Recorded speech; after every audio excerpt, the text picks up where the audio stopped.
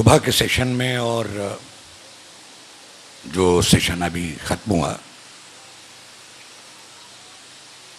آپ نے تقریباً 12 پرچے سنے۔ جب کچھ مسائل پیدا ہو جاتے ہیں تو ظاہر ہے ہمیں اس سے تکلیف ہوتی ہے۔ آج واتاورن سے متعلق کچھ مسئلے ہیں، ان سے ہمیں تکلیف ہے۔ یہ تکلیف بجا ہے، کیونکہ یہ تکلیف کسی ایک انسان کی، ایک ملک کی اور ایک علاقے کی تکلیف نہیں ہے، بلکہ پوری دنیا کی تکلیف ہے۔ دنیا میں بسنے والے ہر انسان کی تکلیف ہے۔ یہ اس لیے بھی بہت تکلیف دہ ہے بات۔ لیکن خوشی کی بات یہ ہے کہ اس تکلیف کو ہم نے محسوس بھی کر لیا۔ انسانیت کو اور انسانوں کو لگی ہوئی اس بیماری کو اور اس کے اسباب کو، اس کے کازز کو ہم نے سمجھ بھی لیا ہے۔ اس لیے ہمیں امید کرنی چاہیے کہ ہم اس مرض کا علاج کرنے میں لازمی طور پر کامیاب ہوں گے۔ پریشانی اس وقت تک بڑھتی رہتی ہے کہ ہم دیکھ رہے ہیں کہ ایک مرض موجود ہے اور اس کی تشخیص نہ ہو سکی ہو، ہم سمجھ نہ پا رہے ہوں کہ یہ مرض ہو کیوں گیا۔ لیکن بہرحال آپ نے دیکھا کہ حتیٰ وہ لوگ بھی، میں سمجھتا ہوں، جن کا انوائرمنٹ سے بہت زیادہ تعلق نہیں ہے، جیسے میں تو فارسی کا ایک معمولی اسٹوڈنٹ ہوں، لیکن میں بھی انوائرمنٹ سے متعلق مستقل لکھا جا رہا ہے، مستقل اخبار اس کا ذکر کر رہے ہیں، ہم اپنے دوستوں کی محفل میں اس کا ذکر کرتے ہیں، اس لیے میں بھی اس سے واقف ہو گیا۔ یہ ہماری واقفیت، یہ ہمارا اس مسئلے کو جاننا۔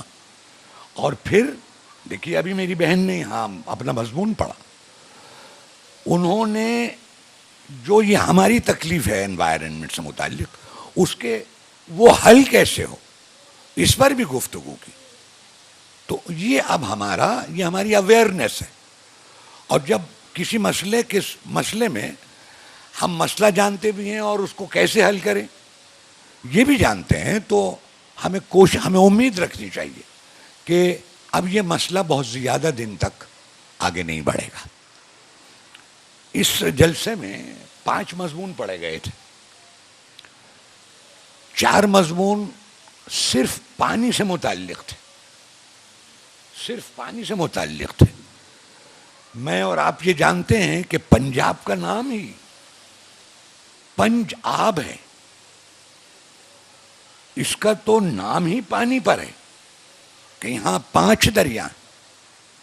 آپ حضرات کو پانی کے سلسلے میں سب سے زیادہ پریشانی ہونی چاہیے، یہ قدرتی بات ہے کہ اس علاقے کا اٹوٹ تعلق ہے پانی سے۔ اور آپ جانتے ہیں پانی کو تو ایلیکسر آف لائف کہتے ہیں۔ پانی تو زندگی کے لیے آب حیات ہے۔ ممکن ہے ہم میں سے کچھ لوگ 2 4 5 دن کھائے بغیر رہ لیں، لیکن پانی کے بغیر 4 5 دن نہیں رہا جا سکتا۔ تو ہماری پریشانی اور پھر اس کا اظہار پانی کے سلسلے میں بالکل بجا ہے۔ میں اس جلسے میں جن اسکالرس نے اپنے اپنے مضامین پڑھے ان کو مبارکباد دیتا ہوں کہ انہوں نے مسئلے کو سمجھا بھی اور اس مسئلے کو سلجھانے کے لیے کچھ سالوشنز بھی، کچھ پروپوزلز بھی رکھے۔ ایک بہت خوشی کی بات یہ ہے کہ اب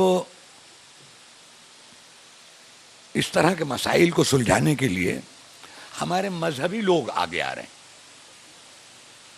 ہندوستان ایک مذہبی ملک ہے۔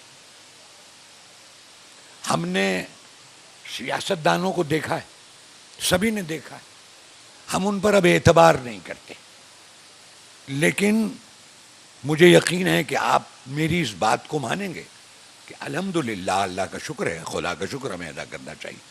ہمارے ملک میں ابھی ایسے مذہبی لوگ موجود ہیں جن پر ہم اعتبار کر سکتے ہیں. یہ گرودوارہ کس قدر اہم موضوع پر گفتگو کرا رہا ہے، سیمینار کرا رہا ہے. یہ میں نے ابھی تک نہیں سنا کہ کسی مسجد میں، کسی مندر میں، کسی گرجا میں، کسی اور عبادت کی جگہ میں اس طرح کی نوعیت کا، اس طرح کے موضوع پر، اس طرح کے سبجیکٹ پر کوئی سیمینار ہوا. اس لیے آپ سنت صاحب، آپ مبارکباد کے مستحق ہیں، اور آپ نے یہ پہل کی ہے.